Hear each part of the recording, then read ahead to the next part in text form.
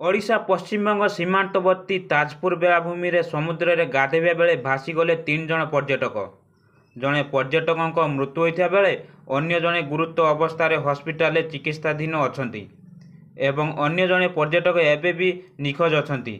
सूचना अनुसार पश्चिमबंग बारसात अंचल 3 जन पर्यटक ताजपुर बेलाभूमि को बुलिया आसीथिले। समुद्र रे गाधेबा समय समस्ते बुड़ी जाइथिले। खबर पाई प्रशासन पक्षर पर्यटन मानक उद्धार करने स्पीड बोट पठा जाइथिला। उद्धारकारी टीम 2 जन को उद्धार करी कूल को आनिथिबा बेले एबे भी जड़े पर्यटक निखोज अछंती। उद्धार होइथिबा 2 जन पर्यटकों को गुरुतर अवस्था स्थानीय हस्पिटाल भर्ती करा जाइथिला। मात्र सेठारे जड़े पर्यटकों को डाक्तर मृत्यु घोषणा करथिले।